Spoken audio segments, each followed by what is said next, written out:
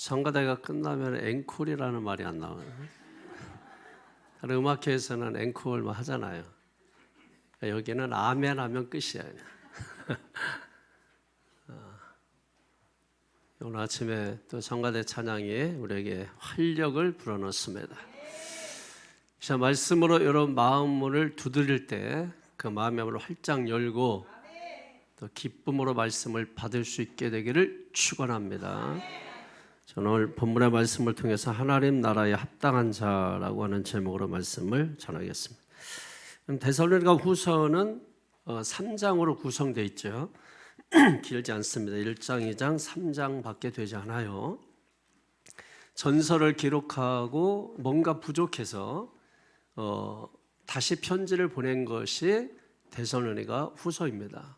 그래서 1장의 내용을 보게 되면은 사도 바울이 데살로니가 교회에 대하여 감사하는 마음을 전하는 내용이에요. 그리고 2장에 보게 되면은 다가올 재림에 대해서 바르게 질서 있게 신앙생활해야 된다 하는 내용을 권면하고 있고, 그리고 3장에서는 근면하라, 질서 있는 생활하라 하는 내용으로 말씀을 마무리하고 있습니다. 그래서 오늘 본문 1장 전체를 우리가 보게 될 텐데, 이미 우리는 앞서서 1장 1절에서 4절까지 2시간에 걸쳐서 살펴봤습니다. 그러다가 이제 교회 여러 행사가 있어서 몇 주 텀을 두고 다시 시작하기 때문에 1장 전체를 제가 오늘 가지고 말씀을 전해야 잊지 않고 연결해서 여러분이 말씀을 기억할 수 있을 것 같아서 1장 전체로 오늘 설교를 하도록 하겠습니다. 그래서 1장 전체를 보게 되면은 두 섹션으로 구분을 할 수 있어요. 그래서 1절에서 10절 그리고 11절에서 12절입니다. 1절에서 10절 내용을 보면 하나님께서 우리를 하나님 나라에 합당한 자로 여기신다는 내용이에요. 그리고 11절에서 12절은 하나님의 부르심에 합당한 자로 여기신다, 이런 내용입니다. 그래서 1절에서 10절 가운데 가장 핵심 구절은 5절입니다. 5절에 우리 한번 같이 읽어볼까요? 시작. 이는 하나님의 공의로운 심판의 표요 너희로 하여금 하나님의 나라에 합당한 자로 여김을 받게 하려 함이니 그 나라를 위하여 너희가 또한 고난을 받느니라. 아멘. 또 11절에서 12절에 보게 되면은 11절이 핵심 구절입니다. 11절 보세요. 시작. 이러므로 우리도 항상 너희를 위하여 기도하면 우리 하나님이 너희를 그 부르심에 합당한 자로 여기시고 모든 선을 기뻐함과 믿음의 역사를 능력으로 이루게 하시고. 아멘. 결국 1절에서 마지막 12절까지 두 가지를 지금 말씀하고 있는 거예요. 하나님의 나라에 합당한 자로 부르셨다. 그리고 하나님의 부르심에 합당한 자로 여기신다. 이 두 가지 말씀인 것입니다. 여기 합당하다라고 하는 이 표현이 있는데, 이 합당하다라고 하는 것은 걸맞게 산다, 뭐뭐답게 산다, 이런 말이죠. 그러니까 부모는 부모답게, 또 학생은 학생답게, 또 목사는 목사답게, 또 목사에 걸맞게, 장로에 걸맞게, 직분에 걸맞게, 아버지는 아버지에 걸맞게, 또 아내는 아내에게 걸맞게, 남편은 남편에 걸맞게, 그러니까 자녀는 자녀에 걸맞게, 그렇게 사는 것이 뭐야? 합당하게 사는 것이다, 이런 말씀을 하고 있는 것입니다. 이 합당이라고 하는 이 말의 의미는 원래 가치라는 말에서 나온 말인 거든. 이게 합당해, 저게 합당해, 가치적인 표현이에요. 예를 들면 돈은 다 가치가 다르죠. 100원의 가치가 다르고 1000원의 가치가 다르고 또 100만 원의 가치가 다른 거예요. 그런 측면에서 우리 사람도 여러분 무궁한 가치가 있습니다. 거지도 매일 죽어야지 그래도 여러분, 그럼 1000만 원 줄 테니까 내 대신 죽어주세요 그러면 이 거지 같은 놈이 다 있나 하면서 덤벼듭니다. 여러분, 그런 거지도 그 엄청난 1000만 원 이상의 가치를 지니고 있는 거예요. 그러니까 오늘 저와 여러분들도 무궁무진한 가치를 지니고 있다. 하나님께서 세상의 죄 가운데서 저와 여러분들을 건져내시고 하나님의 자녀를 삼으셨다. 그래서 우리는 하나님의 자녀다. 그 하나님이 어떤 분이냐? 창조자 하나님이시고 권능주 하나님이시고 구원주 하나님이시다. 그 하나님의 자녀다. 모든 것의 모든 것 되시는 하나님의 자녀다. 이게 우리의 정체성이에요. 영접하는 자, 곧 그 이름을 믿는 자들에게는 하나님의 자녀가 되는 권세를 주셨으니 이는 혈통으로나 사람의 뜻으로 나지 아니하고 오직 하늘에 계신 아버지의 뜻으로 말미암았느니라. 여러분, 오직 하나님의 뜻으로 우리가 하나님의 자녀가 된 거예요.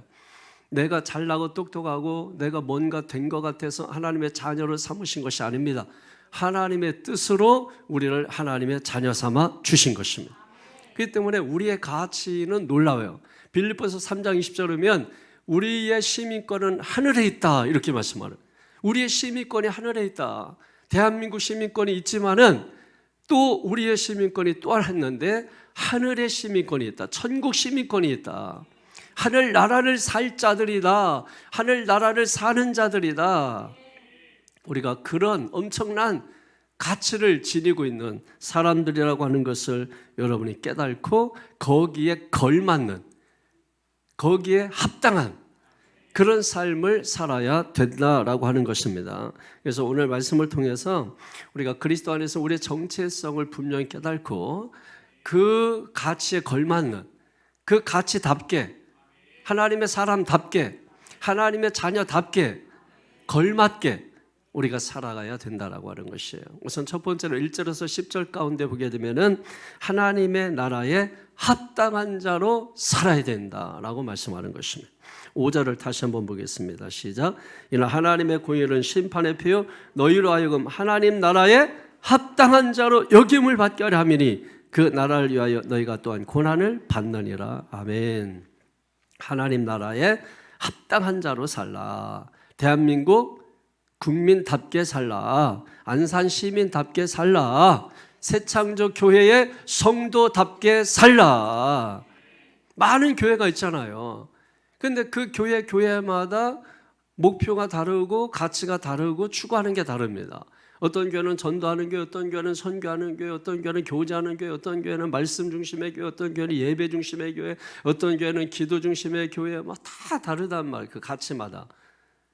그러니까 우리 교회는 어떤 교회인가, 무엇을 추구하는 교회인가, 이것을 여러분이 잘 알고 내가 속해 있는 곳이 어느 교회인가를 여러분이 알아야 돼요. 그런 소속감이 있어야 된단 말이에요.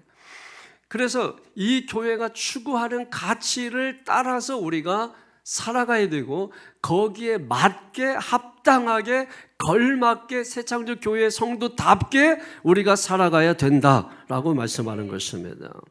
여러분, 목사는 목사답게 살아야 되잖아요. 권사는 권사, 장로는 장로답게, 성도는 성도답게 우리가 살아야 되잖아요. 거기에 걸맞게 사는 것이 중요한 거잖아요. 부모는 부모답게 살아야 되고 자녀는 자녀답게 살아야 되는데 자녀가 부모같이, 부모가 자녀같이. 여러분, 이게 왔다 갔다 하게 되면은 질서가 무너지고 파괴된단 말이에요. 그래서 우리가 거기에 걸맞게 합당하게 사는 것이 중요한 것입니다. 우리는 천국 백성입니다. 하늘나라 백성입니다. 하나님의 나라는 여기 있다 저기 있다 하지 말 것이요 하나님의 나라는 너희 가운데 있느니라. 그 나라의 특징은 의와 평강과 실학이라. 그 나라에 합당한 자로 우리가 살아가야 된다라고 하는 거예요. 그러면 하나님의 시민답게 천국 백성답게 합당하게 우리가 살아야 하는데 그렇게 사는 것이 뭐냐는 거예요. 그게 오늘 본문의 4절 5절에 보면 3절 4절에 보면 나와 있습니다. 3절 4절 보세요. 시작.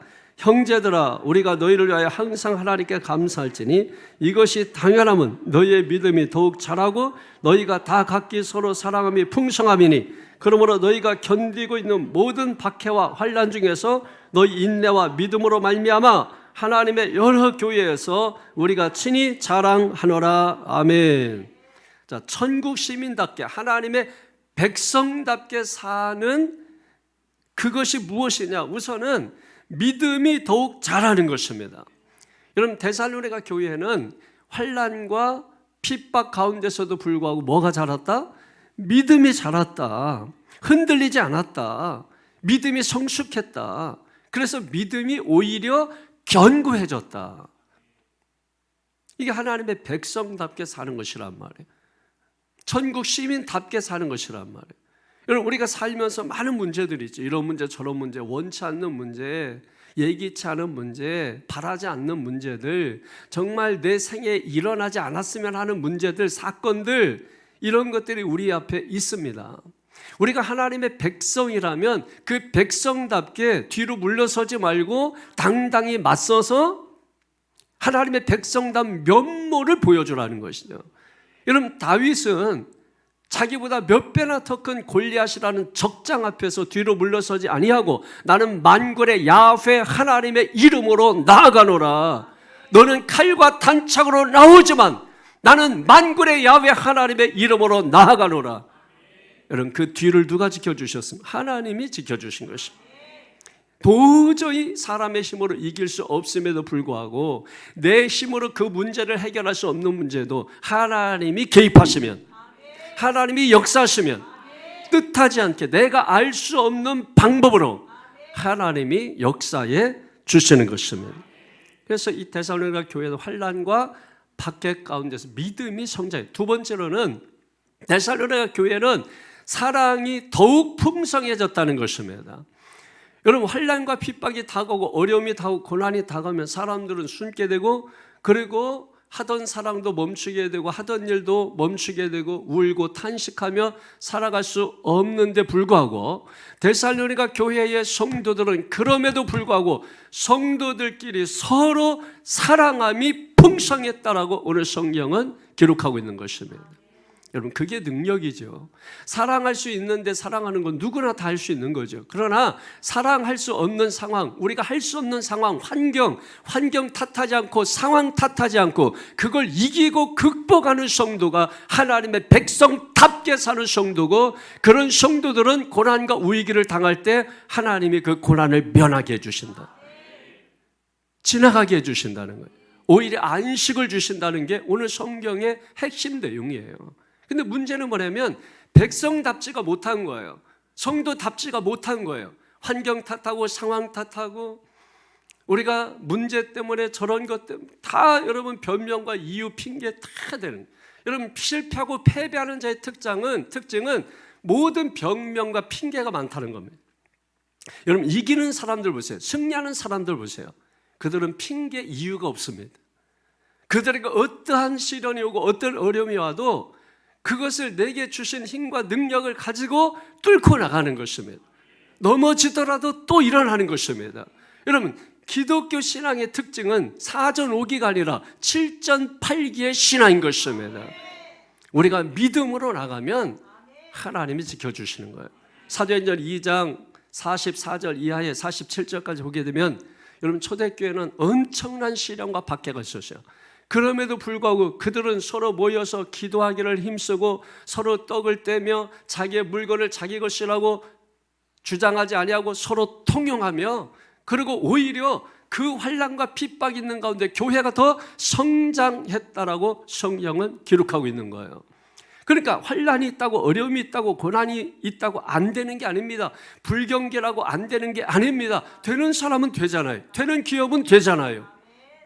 근데 그들의 정신이 다르단 말이에요. 의지가 다르단 말이에요. 우리는 믿음이 있습니다. 믿음을 가지고 도전하는 것이에요. 믿음을 가지고 뚫고 나가는 것입니다. 이것은 내 힘이 아니에요. 그래서 하나님께서는 저와 여러분에게 다른 걸 요구하는 게 아니잖아요. 오직 믿음을 요구하는 것입니다. 믿음을 하나님 앞에 드리면 주님이 선포하는 거예요. 네 믿음대로 될지어다. 네 믿음대로 될지어다. 그래서 믿음이 크면 큰 만큼 기적을 보는 거고, 믿음이 간장종지 마르면 그 정도밖에 우리가 역사를 보지 못하는 거예요. 교회에 와서 우리가 해야 되는 것은 서로 위로하는 것도 중요하지만은 믿음 키우는 게 중요한 것입니다. 학교 가서 친구 많이 사귀는 것도 중요하지만은 실력을 쌓는 게 중요한 것입니다. 교회에 와서 우리가 정말 해야 되는 것이 무엇인가를 여러분이 깨달으셔야 돼요. 우리가 함께 모여 있으면 해결할 수 있는 문제가 많습니다. 그러나 우리가 항상 모여 있지 않잖아요. 일주일에 한 번 모이고 그리고 나머지 흩어지고 우리가 살아가야 되는데, 그 나머지 6일을 살아가기 위해서 오늘 말씀을 우리가 붙잡고 여기서 승부를 내지 않으면 우리가 결국 내가 살아가는 모든 삶에서 패배할 수밖에 없다. 지치고 쓰러질 수밖에 없다라고 하는 것이죠. 성도들이 힘을 낼 수 있는 비결은 우리가 함께 모였을 때 어려움이 있지만, 고난이 있지만, 아픔이 있지만, 상처가 있지만 서로 사랑함이 풍성함이니 풍성한 사랑을 나누게 될 때 공동체가 건강해지는 줄로 믿습니다. 그리고 세 번째로는 4절에 있는 것처럼 견딤과 인내가 있었던 것이죠. 견딤과 인내가 있었다라는. 여러분, 환난과 핍박, 박해, 여러분 그 가운데서 이길 수 있는 비결은 다른 거 아닙니다. 견디는 것입니다. 그러므로 믿음은 견디는 거예요. 믿음은 견디는 것입니다. 히브리서 11장 6절에 믿음이 없이는 기쁘시게 못하나니 하나님께 나아가는 자는 반드시 그가 계신 것과 자기를 찾는 자들에게 상 주시는 이심을 믿어야 할지니라. 믿음밖에 없습니다. 히브리서 11장 1절에 믿음은 바라는 것들의 실상이요 보지 못하는 것들의 증거니 이로써 선진들이 많은 증거를 얻었느니라. 믿음의 선배들도 믿음으로 승리했습니다. 그래서 히브리서 11장 이후 12장 계속해서 믿음의 사람, 믿음의 사람, 누구는 믿음의 사람, 누구는 믿음의 사람, 계속해서 믿음으로 강조하는 것이죠. 지금도 마찬가지인 것이죠. 우리가 하나님을 믿는다 말하지 않습니까? 하나님은 우리에게 믿음을 요구하시는 것입니다. 그 믿음은 다른 게 아니라 견디는 것입니다. 인내하는 것입니다. 환난과 핍박과 문제가 있다고 해서 주저앉는 것이 아니라 주저앉았다 할지라도 앉은 상태에서 견뎌야 합니다. 견디며 반드시 여러분 그때가 지나가게 하시고 상황을 바꿔주시고 분량을 늘려주시고 기적을 베풀어 주시고 성벽을 문으로 만들어서 바다에도 길을 내시는 하나님이신데, 광야 40년 옷과 의복, 신발이 해지지 않도록 이스라엘 백성을 지켜주시는 하나님이신데 오늘 저와 여러분도 그렇게 지켜주실 걸 믿음으로 믿고 나아가면 그 광야 가운데서 사는 역사가 있다라고 하는 것입니다. 광야기 때문에 못 살아요. 거기는 바람이 불어서 못 살아요. 거기는 추워서 못 살아요. 거기는 더워서 못 살아요. 여러분, 더운 나라 여행 잘 가시지 않습니까? 추운 나라도 또 아름답다고. 여러분 북유럽 같은 데 얼마나 아름다워요. 영하 40도 50도 막 내려가고 그런데도 아름답다고 돈 내고 여행 가지 않습니까? 다 살 수 있어요. 견디면 살 수 있어요. 여러분 이민자들이 우리가 볼 때는 저 사람들 이개국어하고 참 좋겠다 뭐 하고 하지만은 그들이 만약에 거기에 정착하고 살고 있다면 대단한 거예요. 이민자의 서름이라고 하는 것은, 아픔이라고 하는 것은 엄청난 것입니다.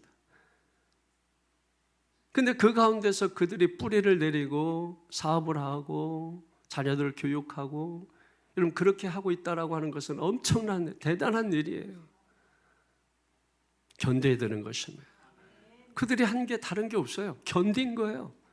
견디니까 자리 잡게 되고 견디니까 살게 되고 여러분 그런 것이 믿음은 다른 게 아니라 믿음은 견디는 것입니다. 견딜 때 하나님이 여러분들을 도와주시는 것이 이런 모든 것이 다른 교회에 다 본이 된 거예요. 본이 된 거예요. 여러분 성도들이 본이 돼야지 다른 성도들에게, 장로가 다른 성도들에게 본이 돼야지. 아멘 안 합니까?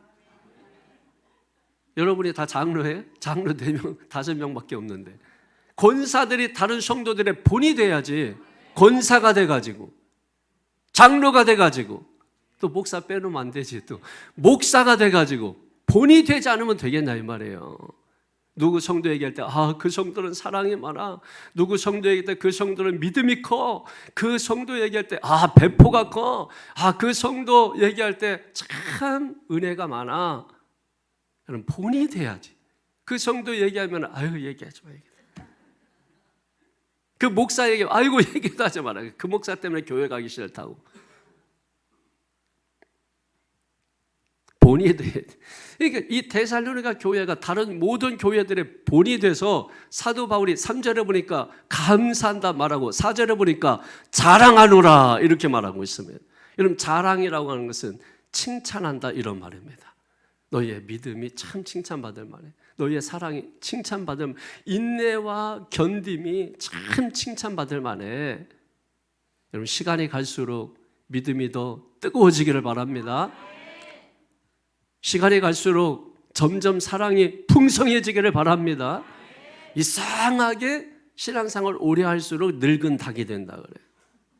응? 질겨가지고 아주, 응? 질기기만 해. 처음에는 막 사랑도 많아가지고 할렐루야, 놀렐루야 뭐 이러면서 오셨냐고 막. 지금은 표정도 다 굳어져. 갈 준비하는 것 같아. 이렇게. 여러분, 죽는 날까지 죽는 게 아닙니다. 할렐루야. 노후 준비하고 뭐 이런 거 하지 마시고 지금 사는 게 중요한 것이. 지금 천국같이 살다가 천국 가야지. 지옥같이 살다가 지옥 가면 안 되지. 지옥까지 살다가, 여러분, 지옥같이 살다가 천국 가면은 그게 뭐 천국이 되겠어요. 마가복음 1장 14절 15절이면 예수님이 이 땅에 오실 때 하나님의 나라를 가지고 오셨잖아요. 그러니까 지금 우리가 이 땅에 살고 있지만은 우리의 영혼은 천국을 살아야 되는 것이거든요. 그래서 천국같이 살다가 천국을 가야 되는 거예요. 지옥같이 사는 사람들이 천국을 기대하겠습니까? 천국같이 사는 사람이 천국을 기대하지? 사는 새창조 교회 성도 여러분, 천국같이 살다가 천국 가시기를 주의 이름으로 축원합니다. 그래서 우리가 갈수록 믿음이 깊어지고 사랑이 풍성해지고 인내와 믿음, 견딤이 성숙해지는 그런 은혜가 있기를 주님의 이름으로 간절히 축원합니다. 우리가 믿음이 언제 떨어지냐면 환경이 좋을 때예요. 뭐 일이 잘 될 때예요. 바빠가지고 뭐 그러다 보니까 뭐예요? 어려울 때는 열심히 기도해. 그래서 돼. 그래 만들어줬어. 그러면은 없는 시간 쪼개서라도 주님께 나와서 엎드리고 더 기도하고 더 매달리고 더 기도해야 되고. 근데 핑계가 많아져. 이유가 많아져. 그러면 받은 복으로 끝이에요. finish. 그냥 끝이야. 거기서 끝이에요. 그러니까 여러분이 하나님께 축복을 받았으면 그 축복이 계속해서 이어지도록 해야 되고 그 복이 자녀에게 계속 이어져야 되는데 그걸 자기가 끊어버려. 그러니까 여러분 보세요. 자기도 은혜 얼굴이 안 되지, 자녀들 봐도 은혜 얼굴이 아니지. 여러분, 복은 이거 나한테 있나 없나 지금 의심하지. 그러니까 하나님도 의심되지. 여러분, 이게 누가 만든 거예요? 본인이 자처한 것입니다. 사모님이 자처하신 거예요. 사모님이 자처하신 거야. 개콘 좀 보세요. 예? 사모님이 자처하신 거라고. 여러분이 자처한 거예요. 그게 왜 은혜롭지 못한 얼굴을 하고 삽니까? 여러분이 자처한 것이잖아요. 뭐 환경이 뭐 상황이 누구 때문에 그런 소리 하지 마세요. 당신 때문에 나도 못 살아요. 그런 당신 때문에 누군가 죽어간다고 그런 소리 하지 마시라고. 모든 상황, 환경은 내가 원하는 대로 되지 않습니다. 그런 상황, 어떤 상황에서도 주신 은혜가 있으면, 말씀이 있으면 그 환경이 변화되든 변화되지 않든 그건 두 번째고 중요한 것은 내 자신이죠. 그 가운데서도 감사하고 그 가운데서도 믿음이 식어지지 않고 그 가운데서도 오히려 사랑이 풍성해지고 네 거 내 거 따지지 않고 서로 통용하는 그런 은혜가 있게 되는 것입니다. 저는 교회를 하면서 정말 내가 목사가 되고 그리고 여러분이 교회 나와서 성도로서 신앙생활 할 때에 그냥 교회 1시간 나와서 그냥 쭈그리고 있다가 그냥 가버리면 그게 무슨 의미가 있겠나. 늘 그게 고민이에요. 그게 교회에 다니는 의미가 뭐가 있겠나. 그냥 그 시간에 헬스를 하든지 책을 읽든지 자기 개발을 하든지 아니면 돈 버는 데 가서 주식을 배우든지. 여러분 그렇게 하면 돈이라도 벌 텐데 건강이라도 할 텐데 그 시간에 교회 나와가지고 앉아있다가 그냥 흩어져 버리면 그게 무슨 의미가 있을까? 그게 제 고민이에요. 그러니까 어떻게 하든지 제가 여러분에게 하나님 말씀을 전해서 도전을 주고, 도전이 큰 만큼 응전도 크잖아요. 아놀드 토인비가 도전과 응전이라는 말을 했지 않습니까? 도전이 큰 만큼 응전도 큰 겁니다. 그러니까 말씀을 통해서 우리가 도전을 받는 거예요.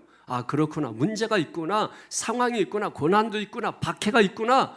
그럼에도 불구하고 여러분, 베드로전서 4장 12절이면은 우리가 불시험을 당한다 할지라도 이상히 여기지 말라고 말씀했거든요.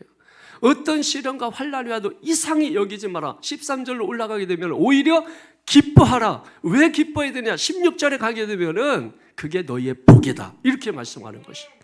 그러니까 여러분, 그런 환난과 박해가, 어려움이, 또 때로는 실패가 있다 할지라도 무너지지 않는 것입니다. 그 어떻게 가능해요? 말씀이 그걸 가능하게 하는 겁니다. 말씀의 힘이 그것을 가능하게 하는 겁니다. 히브리서 4장 12절에 하나님의 말씀은 살았고 운동력이 있어서 좌우의 예리한 날선 검보다 더 날카로운 말씀으로 우리의 심령과 관절과 골수를 쪼개기까지 한다. 하나님 말씀은 살아있습니다. 살아있는 그 말씀을 내가 죽이고 사는 거예요. 내 불신앙으로 죽이고, 내 근심과 염려로 죽이고, 내 두려움으로 죽이고. 하나님의 말씀은 더 살게 해야 되는 것입니다. 살아서 나를 지배하고 다스리게 해야 되는 것입니다. 하나님의 나라는 하나님이 나를 통치하고 나를 다스리는 개념이에요. 죽어서 가는 저 천국을 얘기하는 게 아니라 그 천국이 살아서 우리 가운데 온 게 하나님의 나라예요. 지금 우리가 누리는 것은 하나님의 나라입니다. 로마서 14장 17절에 그 나라의 특징이 의와 평강과 실학이라고 말씀하는 거예요. 하나님의 의가 우리에게 있느냐, 정의가 흐르느냐, 평강이 내 속에 있느냐, 기쁨이 있느냐, 그렇다면 하나님의 나라를 누리고 있는 것입니다. 여러분, 하나님 나라의 주인공인 줄로 믿습니다. 믿습니다. 여러분, 5절 말씀을 다시 한번 또 보세요. 5절에 시작. 이는 하나님의 공의로운 심판의 피요 너희로 하여금 하나님의 나라에 합당한 자로 여김을 받게 하려 함이니 그 나라를 위하여 너희가 또한 고난을 받느니라. 아멘. 박해와 환난이 왜 일어나느냐? 하나님의 공의로운 증표라는 거예요. 그러니까 고난과 박해가 일어나는 것도 하나님의 공의에 의해서 일어난다는 것입니다. 하나님의 무관심 속에서 일어나는 것이 아니라 하나님의 관심 속에서, 하나님의 공의에 의해서 고난과 박해가 일어나고 있다라고 하는 거예요. 그래서 우리는 이 고난과 박해 속에서 하나님의 나라에 합당한 자로 자라게 된다라고 하는 것입니다. 어려서 보면은 이렇게 보리밭이 있어요. 보리밭. 근데 막 그 어른들이 얘들아 여기 보리밭에서 놀아라 막 이렇게 해요. 그것도 막 겨울에 추운데. 그러면 막 애들이 처음에는 막 주저주저해요. 여기 진짜 들어가도 돼요? 밟아도 돼요? 그냥 마음껏 놀아. 그냥 파랗게 올라와 있거든. 그런데 그거를 막 밟고 거기서 놀으라는 거예요. 그래서 이제 나중에는 진짠가 하고서 한 발 슬쩍 밟고, 야 그렇게 하지 말고 거기서 뛰면서 놀아라. 그래서 이제 그 다음부터는 막 허락받고 뛰고 막 놉니다. 그럼 막 다 일그러진 것 같은데 나중에 그것을 알고 나니까 그렇게 밟아줘야 보리가 강하게 자란다는 거예요. 그 추위를 이기고 자란다는 거예요. 고난과 박해를 왜 우리의 삶에 허락하느냐? 원치 않죠. 원치 않죠. 여러분, 우리가 식물원에서 자란 화초하고 야생에서 자란 그 꽃나무들하고 여러분 어떻게 다릅니까? 보기는 이게 좋을지 몰라도 여러분 이거는 엄청 강한 거예요. 세찬 바람에도 꺾이지 않는 것입니다. 세찬 비바람에도 꽃이 피어 있는 것입니다. 이것은 물만 주지 않아도 시들어버리고, 이거는 뭐 금방 죽어버린다. 죽지 않습니다. 즐깁니다. 예수 믿는 사람의 특징은 즐긴 것입니다. 고난과 박해가 우리를 짓눌러도 그 속에서 한 송이의 꽃을 피워내는 것이 바로 신앙의 꽃이에요. 신앙이에요. 그게 믿음이에요. 믿음의 사람들 보세요. 얼마나 많은 시련과 고난과 어려움이 있었어요. 그런데도 불구하고 지지 않고 죽지 않고 살아서 하나님의 역사를 감당하고 하나님의 나라를 이루지 않았습니까? 오늘 저와 여러분들이 그 사람들과 다른 사람들이 아니에요. 중요한 것은 내 속에 말씀이 없다라는 거예요. 믿음이 없다라는 거예요. 그 사람들은 말씀이 있었고 믿음이 있었어요. 그래서 솔라 스크립투라 오직 말씀, 솔라 그라치아 오직 은혜, 솔라 피데 오직 믿음, 솔라 글로리파이 오직 하나님의 영광인 것입니다. 오직 하나님의 영광, 오직 은혜, 오직 믿음, 오직 말씀. 그들 속에는 그게 있었다. 근데 우리는 오직 돈, 솔라 마니, 오직 돈, 욕심, 원망, 미움, 다툼, 시기, 질투 이런 것들로만 가득 차 있다면 뭐가 든 게 다른 거예요. 뭐가 든 게 다른 거예요. 그 속에 뭐가 있느냐가 다른 거죠, 여러분. 여러분 속에 무엇이 있는가를 자기 스스로 내면을 들여다봐야 되는 거죠.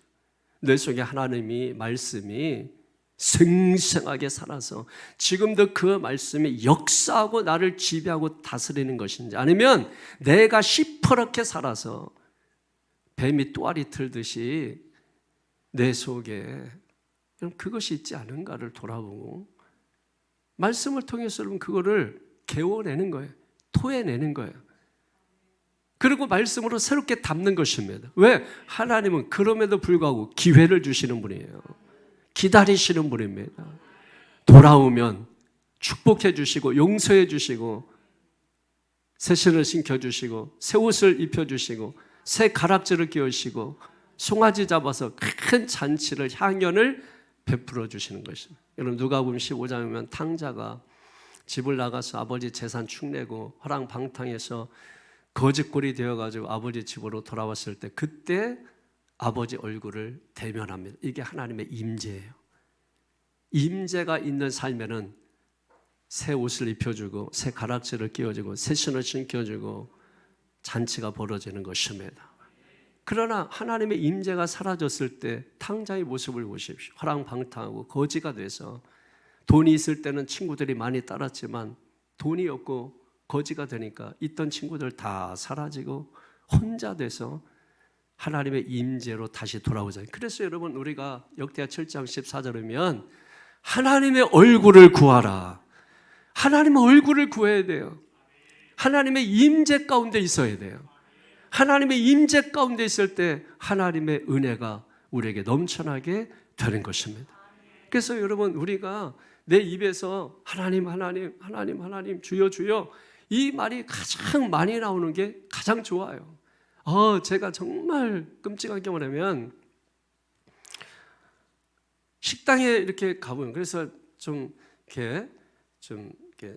수준 있는 데를 좀 가려고 해야 되는 거예요. 그 보면은 막 이게 콩나물 국밥을 특별히 먹으러 가고 뭐 이래요. 그 아저씨들이 많이 이렇게 오죠. 근데 보면은 막 60대, 제가 이렇게 딱 봐도 60대 한 중반 뭐 이렇게 되고.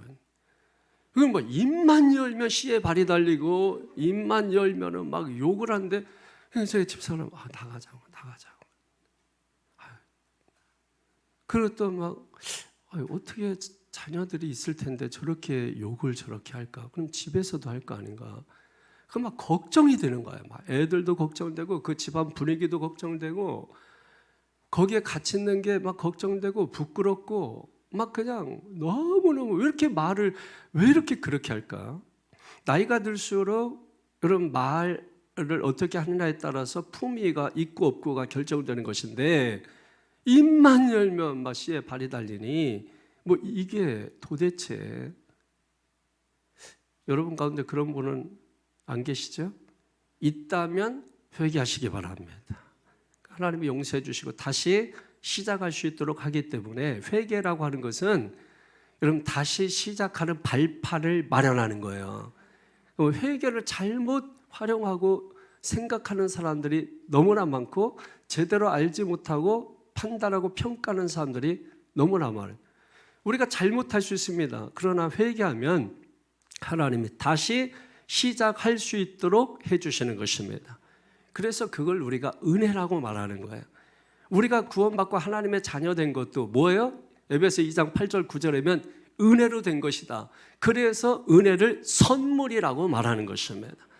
우리가 잘나서 받은 게 아니고 자격 없는 나에게 하나님께서 은혜를 주신 거예요. 하나님 나라에 합당한 자로 살 수 있도록 우리를 콜링한 거예요. 콜링. 여러분, 하나님의 부르심은 잡이 아니에요. 콜링이에요. 그래서 그 하나님의 부르심에는 후회가 없고 변함이 없고 하나님의 부르심에는 하나님의 은혜가 있는 것입니다. 이걸 우리가 깨닫는 게 중요한 거예요. 여러분, 우리가 말씀을 듣고 깨달으면 마음이 넓어지고 참 밑바닥이 넓어지는 거예요. 깨달음이 없으면 마음은 좁고 이 좁쌀만하게 되고, 그래서 여러분 엉뚱한 욕심만 키워내는 것입니다. 여러분, 그런 사람들로 이 세상이, 여러분 자녀들이 사는 세상이 가득하다면 마음 놓고 자녀들 세상에 내보낼 수 있겠습니까? 여러분은 그런 세상에서 성공한들, 그게 무슨 성공이겠습니까? 오히려 더 위험하지 않을까요? 그래서 군대 말로, 시체 말로 중간만 하라. 여러분, 그 말이 현실화되고 있는 것이에요. 그렇기 때문에 오늘 저와 여러분들이 하나님의 말씀을 통해서 깊이 깨달아서 여러분의 마음, 저 밑바닥, 인생 그 밑바닥이 깊어지는 은혜가 있기를 바랍니다. 깊어져야 돼요. 깊어져야 됩니다. 깊어지는 은혜가 있어져야 하는 것입니다. 그래, 여러분, 잠언서 4장 23절 되면은 생명이 어디에서 나온다고 말씀하세요? 마음에서 나온다. 그래서 무릇 지켜야 할 만한 것보다 뭘 지켜라? 마음을 지켜라. 생명이 거기에서 나오느니라. 할렐루야. 이 마음이 넓어져야 돼요. 요한복음 7장 37절 넘게 되면 누구든지 목마르거든 내게로 와서 마시라. 그 배에서, 나를 믿는 자는 그 배에서 생수의 강이 흘러나오리라. 그 배가, 이 배를 말하는 게 아니라 우리가 살아가면서 삶의 가장 밑바닥이 있지 않습니까?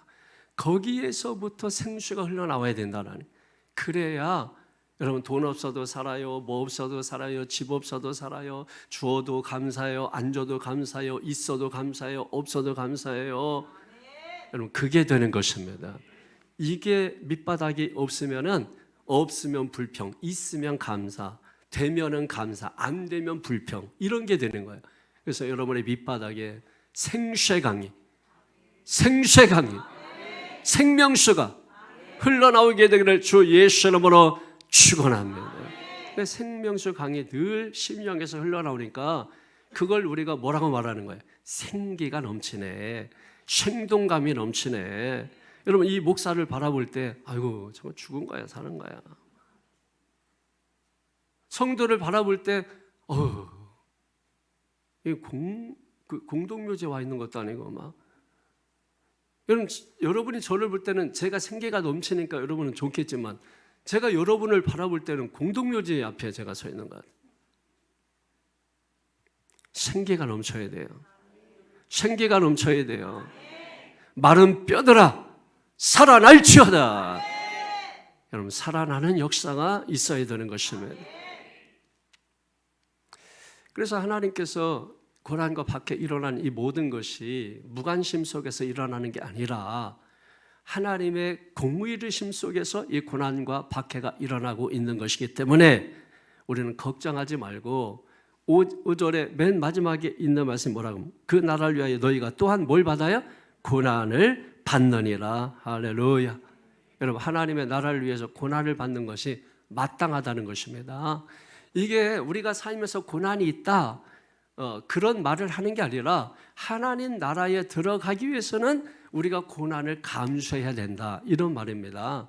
그러나 그 고난은 내가 감당할 수 없죠. 그래서 하나님께서 뭐예요? 감당할 힘을 주시는 것입니다.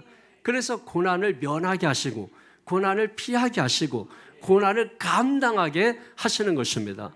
그러니까 살 수 있는 이유가 얼마든지 있는 거예요. 지금 내가 어려워도 살 수 있는 이유가 100가지, 1000가지가 넘는 거예요. 제가 일본 갔다 와서 어제 이렇게 우리 애들하고 있는데 막내가 이렇게 100가지 감사, 제가 지난주에 숙제 내줬지 않습니까? 100가지 감사를 적어보라고. 그랬더니 이제 셀국에서 아마 표를 준 것 같아요. 거기에 100가지를 다 채웠더라고. 그러면서 이런 아버지를 만나게 된 거 감사. 뭐 이러면 이제 막 감사 100가지를 다. 그래서 그 자리에서 이 감사 배틀을 했어요.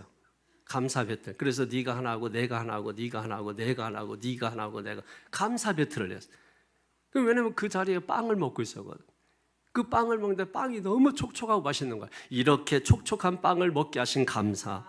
그랬더니 뭐 이런 뭐 저쪽에서 또 배틀하고 또 저도 하고 막 감사가 1000가지 만가지.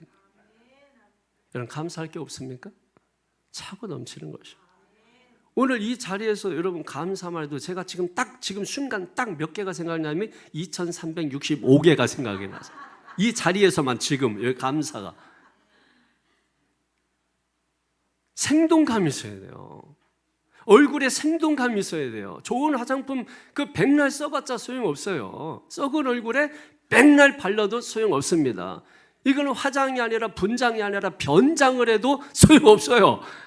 은혜 받으면 얼굴이 펴집니다. 은혜 받은 얼굴은 화장빨로 감당 못해요. 제가 왜 이렇게 예쁘냐? 은혜 받아서 그런 거야. 아멘 해주셔서 감사합니다. 나만 살고 여러분 죽이고 뭐 이게 생동감이 넘쳐야 돼요. 생동감. 이런 말씀을 듣는데 음식 앞에서 생동감이 넘쳐요. 생동감. 음식 앞에는 맛있다. 너무 맛있다. 뭐 하나 찍어 먹어도 이거 어떻게 몰라서 묻겠냐고 이런 거 다 알지. 먹어본 게 몇십 년인데 음식만 지금 60년째 뭐 먹고 있는데 근데 뭐 그거 뭘 모르겠냐고 그냥 모르는 척 하는 거지. 그럼 옆 사람은 신나서 얘기하죠. 그래요? 너무 맛있다. 양념은 뭐 들어가는 거야? 그거 알아서 뭐 하겠냐고. 그런데 여러분 분위기잖아요. 그런 게 들어가는 거구나. 야, 너무 그래서 맛있구나. 그래서 또 먹어보는 거야. 이것 좀 한번 먹어보세요. 내가 제일 싫어하는 거야. 그런데 상대방은 이것 좀 먹어보세요 했는데 그래요? 너무 맛있다. 너무 맛있네. 아주 쓰고 아주 그냥 뱉고 싶고 너무 맛있어. 분위기를 살게 하잖아요. 분위기를 죽이는 사람이 있고. 그래서 생언이 있고 사언이 있는 거예요. 살리는 말이 있고 죽이는 말이 있는 것입니다. 할렐루야. 할렐루야. 살리는 말 하시기 바랍니다. 생동감이 넘치기를 주의 이름으로 축원합니다. 교회는 죽이는 게 아니라 죽은 자도 살리는 것입니다. 병든 자도 일으키는 것이 바로 교회인 줄로 믿습니다. 그러니까 하나님 나라의 큰 주제가 하나가 뭐냐면 고난이에요. 고난. 고난을 우리가 피할 수 없어요. 왜냐하면 생각을 해보십시오. 지금 하나님 나라와 세상 나라가 충돌하고 있는 것이는 그 긴장감 속에 우리가 서 있는 거예요. 그게 아직과 이미 사이에 우리가 서 있는 것입니다. 그런데 이 세상 나라는 아직 이 세상 신인 마귀 사탄이 다스리고 있어요. 그런데 하나님의 나라를 마귀 사탄이 다스리는 이 나라를 끌고 내려오는 것이 쉬워요, 어려워요? 어렵죠. 어렵습니다. 그러다 보니까 가치 충돌이 일어나는 거예요. 왜? 하나님 나라 합당한 삶이라고 하는 것은 예수님의 말씀에 기초해서 그 말씀이 우리의 삶에 이루도록 하면서 사는 것이 하나님 나라에 합당하게 사는 것인데 세상 가치와 부딪히잖아요. 그러니까 거기에 고난이 있고 환난이 있고 핍박이 있고 박해가 있을 수밖에 없는 것입니다. 위에서 내려온 가치가 땅의 가치를 뒤집어 풀려고 하니까 이 땅의 가치가 있는 힘을 다해서 대항하니까 충돌이 있으니까 그 속에 그 가운데 이미와 아직 사이에 있는 저와 여러분은 그 긴장 관계 속에서 여러분 고통을 당할 수밖에 없는 것이죠. 그걸 우리가 이상하게 여기지 말아라. 베드로전서 4장 12절에 이상하게 여기지 말아라. 오히려 뭐예요? 그리스도의 고난에 참여하는 것을 기쁘게 여겨라. 이게 성경적 가치입니다. 그렇게 우리가 신앙생활을 하는 자들은 하나님께서 환난을 면하게 해주신다. 언제? 그리스도가 재림하실 때 성도들은 모든 고난을 면하게 해주신다는 것입니다. 그러나 하나님을 믿지 않고 예수님을 영접하지 아니하고 땅의 가치를 가지고 하나님을 애써 부정하면서 사는 사람들에게는 하나님이 영원한 멸망을 선포하셨습니다. 여러분 제 얘기가 아니라 6절부터 쭉 9절까지 읽겠습니다. 시작. 너희로 환난을 받게 하는 자들에게는 환난으로 갚으시고 환난을 받는 너에게는 우리와 함께 안식으로 갚으시는 것이 하나님의 공의이시니 주 예수께서 자기의 능력의 천사들과 함께 하늘부터 불꽃 가운데 나타나실 때에 하나님을 모르는 자들과 우리 주 예수의 복음에 복종하지 않는 자들에게 형벌을 내리시리니 이런 자들은 주의 얼굴과 그의 힘의 영광을 떠나 영원한 멸망의 형벌을 받으리로다. 아멘. 할렐루야. 여러분 보십시오. 하나님의 공의, 그 하나님의 공의로 하나님을 믿고 의지하는 사람들은 환난을 면하게 해주시고, 하나님을 믿지 않고 불신하는 자들은 영원한 멸망, 곧 지옥을 의미하는 것입니다. 지옥은 하나님의 임재가 없는 곳이에요. 그래서 성도는 항상 하나님의 얼굴을 구하고 찾고 하나님 하면서 여러분 하나님 앞에 나와야 되는 것입니다. 그게 콜함데오라는 말이에요. 하나님 앞에 있어야 돼요. 우리가 세상을 등지고 하나님을 바라봐야 되는데 당자처럼 하나님 등지고 세상으로 가고, 그러면 교회가 싫어지고 목사가 싫어지고 이유와 핑계 갖다가 들이대고 어떻게든지 떠날 생각하고, 여러분 떠나는 거 좋습니다. 그러나 하나님의 임재를 떠난다는 것을 기억하십시오. 하나님의 임재가 떠나는 것은 불행한 것입니다. 그게 심판이에요. 여러분의 마음이 항상 하나님을 향해 있는 사람, 하나님을 향해서 그 마음이 가고 있는 사람, 그 마음이 하나님께 가 있는 사람 되시기를 축원합니다. 그게 하나님의 임재의 복이에요. 그냥 뭐 하나님의 임재 자꾸 제가 이런 말장난 하는 거 싫어하는 거예요. 자꾸 뭐 의미도 몰라, 뜻도 몰라. 그런데 하나님의 임재하면서 막 우리가 뭐 이렇게 하는, 그러다가 뭐 좋은 직장 가면 떠나고, 뭐 사람 만나면 떠나가고, 뭐 그냥 애인 만나면 떠나가고. 아니 그게 뭐냐는 거예요. 그게 아무것도 아닌 거예요. 하나님의 임재가 뭔지를 알아요. 그게 말장난이 아니에요.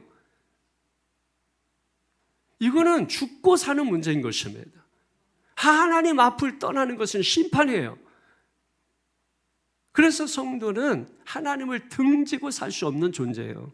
생각해 보세요. 가지가 나무를 떠나면, 나무가 흙을 떠나면, 물고기가 강을 떠나면 그는 죽고 사는 문제인 것입니다. 이것을 여러분이 가볍게 여기지 말고 중하게 여기고, 그래서 여러분이 무엇을 내가 힘써야 될지, 그래서 마태복음 6장 33절에 너희는 먼저 그의 나라와 의를 구하라. 여러분 저는 그 하나님의 마음이 느껴져요. 왜? 하나님의 나라를 구할 때 고난이 따르는데, 그럼에도 불구하고 하나님은 너희는 먼저 하나님의 나라를 구하라고 말씀하시는 그 하나님의 마음이 어떨까 찢어지는 것입니다. 그 다음에 주신 말씀이 뭐예요? 그리하면 이 모든 것을 너에게 더하여 주실, 그게 하나님의 성품이죠. 어쩔 수 없어서 하나님의 나라를 구하라고 말하지만 그 뒤에는 하나님 엄청난 축복을 감추고 계신 거예요.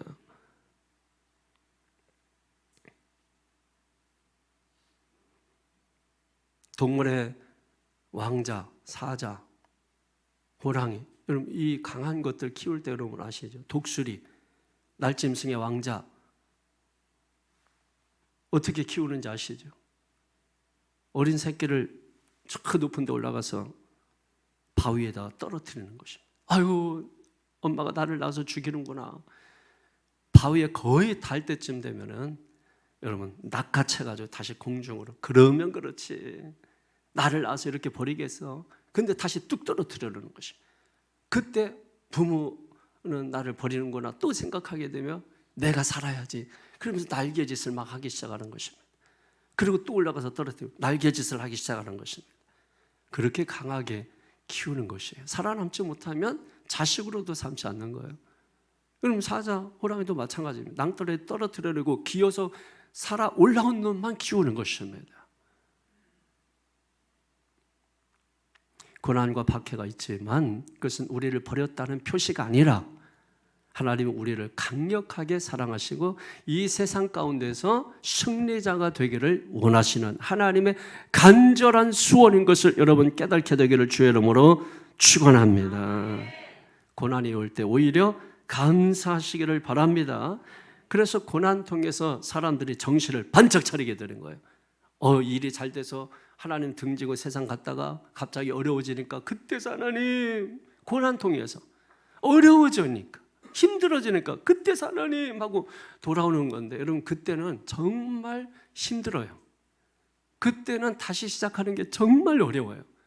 한 번 잘 될 때, 지금 잘 될 때, 지금 평안할 때, 지금 안전할 때 하나님을 끝까지 신뢰하시고 끝까지 하나님을 추구하시는 저와 여러분 되기를 주님의 이름으로 간절히 축원합니다. 두 번째로 여러분 11절 12절 가운데 보게 되면은 하나님의 부르심에 대해서 말씀하고 있는 것입니다. 11절 보십시오. 11절에 시작. 이러므로 우리도 항상 너희를 위하여 기도함은 우리 하나님이 너희를 그 부르심에 합당한 자로 여기시고 모든 선을 기뻐함과 믿음의 역사를 능력으로 이루게 하시고, 12절에 우리 하나님과 주 예수 그리스도의 은혜대로 우리 주 예수의 이름이 너희 가운데서 영광을 받으시고 너희도 그 안에서 영광을 받게 하려 함이라. 아멘. 자, 아까 1절에서 10절 가운데에는 잘 보십시오. 하나님의 뭐예요? 하나님의 나라에 합당한 자로 여기시고, 그 다음에 11절에는 하나님의 부르심에 합당한 자로 여기시고, 여러분이 하나님의 나라에 합당한 삶을 살게 되기를 축원합니다. 그 합당한 삶이 뭐였죠? 합당한 삶이 뭐였어요? 믿음이 강해지고 사랑이 풍성해지고 견딘과 인내가 성숙해지는 것입니다. 그리고 나서 하나님의 부르심에 이 시간 초청을 우리가 받고 이 자리에 나온 거예요. 거기에 합당한 삶을, 거기에 걸맞는 삶을 우리가 살아가야 하는 줄로 믿습니다. 그래서 여러분 하나님의 부르심에 감사할 줄 알아야 돼. 아까도 예배 전에 하나님의 부르심에 찬양 불렀죠. 그 하나님의 부르심, 노래하는 게 중요한 게 아니라 그 하나님이 나를 하나님의 자녀로 부르신 것에 대해서 내가 정말 감사하는지, 그리고 하나님께서 이 새창조 교회로 불러주신 것이 얼마나 감사한지, 여러분 그것을 생각하고 있느냐는 것입니다. 어떤 분은 우리 교회 오기까지 많은 교회들이 있습니다. 이런 교회 저런 교회가 있습니다. 큰 교회 작은 교회가 있습니다. 좋은 교회 또 좋은 교회들이 있습니다. 그런데 모든 것들을 다 뒤로 하고 여러분이 이 교회에 온 것에 대해서 그냥 우연이라고 생각하면 안 돼요. 모든 것은 하나님의 선된 것입니다. 롬 8:28 하나님을 사랑하는 자 곧 그 뜻대로 부르심을 입은 자들에게는 모든 것이 합력하여 선을 이루어 주시느니라. 모든 것이 합력하여 선을 이루어 주시는 하나님의 섭리가 그 가운데 있는 것이에요. 그 섭리 때문에 우리가 여기에 와 있는 거지. 여러분 그렇지 않으면 내 생각으로 생각해 보세요. 내 생각으로 보는 순간에 문만 열면 여러분 교회가 수십 개가 보일 것입니다. 그건 여러분의 생각인 것이에요. 그럼에도 불구하고 왜 하나님이 여기로 불러주셨느냐? 한 번이라도 그것 때문에 밤을 새며 고민하고 기도하며 엎드려 본 적이 있습니까? 왜 그렇게 하시는가? 왜 문을 열면 갈 수 있는 그곳이 있네? 왜 1분이면 걸어서 갈 수 있는 곳이 있는? 왜 하나님께서 이곳으로 우리를 불러주셨는가? 거기에 대해 내가 정말로 깊은 은혜를 깨닫게 되면 감사 찬송이 흘러나옵니다. 제가 여러분 서울 석관동에 제가 처음에 교회를 섬겼는데 신학교 다니고 나서, 근데 제가 살던 곳은 평택에 있는, 평택 여러분 교회가 얼마나 많아요.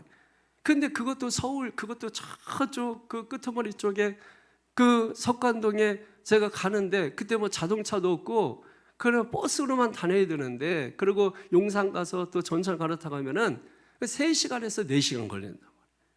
근데 그 시간들을 저는 한 번도 늦어본 적도 없고 어겨본 적도 없고, 어떤 날은 막 열이 펄펄 나고 죽을 것 같아도 몸을 끌고 가고, 한 번도 저는 늦어본 적도 없고 한 번도 안 가본 적도 없어요. 그게 새벽이 됐든 그게 밤이 됐든 낮이, 왜냐하면 저에게는 밤이 이유가 안 돼요. 추운 게 저에게는 이유가 안 돼요. 변명이 안 돼요. 저에게는 어떤 것도 변명과 이유가 되지 않았기 때문입니다. 왜? 내 안에 하나님이 계시기 때문에. 그 시간에 저에게는 은혜의 시간이었어요. 그 시간에 하나님을 묵상하고 성경을 암송하고, 그리고 오늘 전할 말씀들을 생각하고, 여러분 그 시간이 저는 그냥 혼자의 시간이 아니라 임마누엘, 내가 너와 함께하면이라. 여러분 하나님이 함께하는 시간이에요. 왜 그 시간을 쓸모없는 시간으로 여깁니까? 왜 그 시간이 아무것도 아닌 시간, 왜 낭비라고 여깁니까? 왜 허비라고 여깁니까? 그게 가룟 유다의 시선 아닙니까? 내 속에 가룟 유다가 있기 때문에 그래요. 주님을 믿는데 이익을 따지고, 주님을 믿는데 진리를 따지고, 여러분 그렇게 하면 그게 주님을 과연 믿는 것이겠느냐는 것입니다. 여러분 사랑하는 성도 여러분, 예수님이 여러분의 주인 되심을 고백하십시오. 주인의 자리에서 내려서십시오. 그래야 순종이 가능합니다. 그래야 임재가 가능합니다. 그래야 하나님의 부르심에 합당한, 걸맞는, 거기에 맞게 우리가 살아갈 수가 있게 되는 줄로 믿습니다. 그럼 하나님의 부르심에 합당하게 사는 삶이 뭐냐? 11절에 보니까 모든 선을 기뻐하고 믿음의 역사를 능력으로 이루는 것이라고 했습니다. 선을 기뻐하는 것은 선으로 악을 이기는 거예요. 악을 악으로 갚는 게 아니고, 이는 이로, 눈은 눈으로, 이게 아니고, 이것도 이제 오해를 하는 말씀인 거죠. 이는 이로 그랬더니 이빨을 하나 부러뜨리고, 여러분 눈은 하나 빼버리고, 여러분 그런 뜻이 아닙니다. 여러분 우리가 이런 거 있잖아요.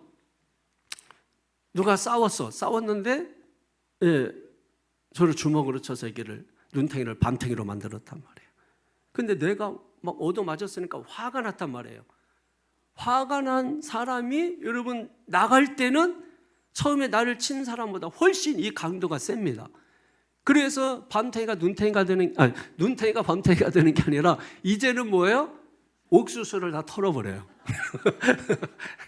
자, 그래서 성경은 말한 거예요. 이는 이로, 눈은 눈으로. 그러니까 눈탱이가 밤탱이가 됐으면은 밤탱이만 만들라는 거예요. 그게 이는 이로. 이를 하나 뺐으면 이만 하나 빼야지 이 다 털어버리면 안 된다. 이건데 이거를 잘못 해석을 해가지고 이는 이로 그랬으니까 누가 나를 때리면 나도 때리고, 이런 뜻으로 해석하신단 말이에요. 그런 뜻이 아닙니다.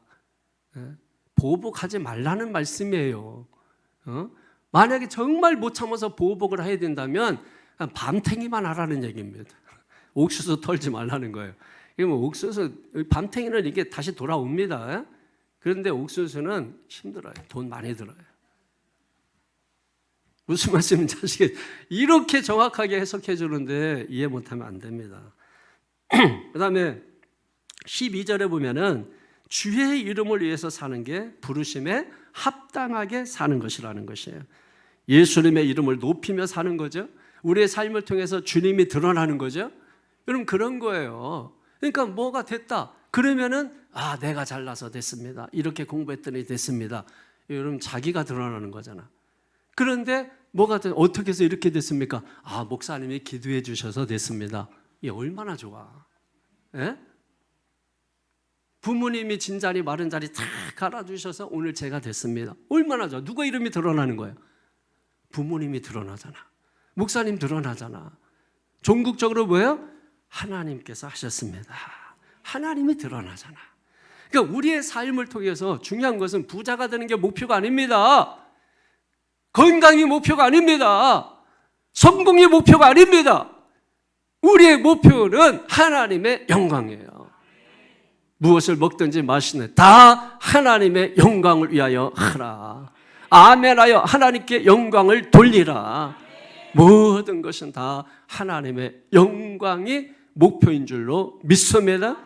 여러분 그런 삶이 하나님 부르심에, 그래서 부르심은 잡이 아니고 뭐라 그랬어요? 콜링. 그러니까 하나님께서 우리를 오라 이렇게 불러내, 잔치집에서 초청하듯이 하나님이 이 세상에 있는 저와 여러분을 불러내서 초청하시는 것입니다. 그 초청받은 저와 여러분은 잡이 아니란 말이에요. 그래서 직분은 잡이 아니란 말이에요. 콜링이란 말이에요. 직분은 콜링이란 말이에요. 이거를 잡으로 생각하는 사람들이 있다면, 놨다 잡았다 그런 게 아니라 이건 콜링이란 말이에요. 그래서 이 부르심은 다른 말로 사명인 것입니다. 사명은 태만하면 안 돼요. 목숨을 거는 거예요. 목에 칼이 들어와도 감당하는 거예요. 그게 사명인 거예요.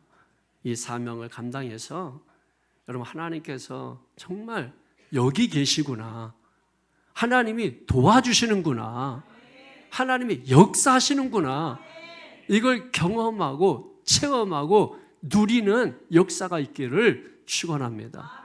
말씀을 정리하겠습니다. 여러분 하나님께 합당한 우리가 삶을 살아야 됩니다. 합당하다라는 것은 걸맞게 사는 것이고 직분에 맞게, 목사답게, 성도답게, 새창조교회 성도답게, 하나님 나라 자녀답게 거기에 가치에 걸맞는 삶을 사는 것입니다. 하나님은 하나님 나라에 합당한 자로 저와 여러분들을 부르셨습니다. 저와 여러분들을 하나님은 하나님의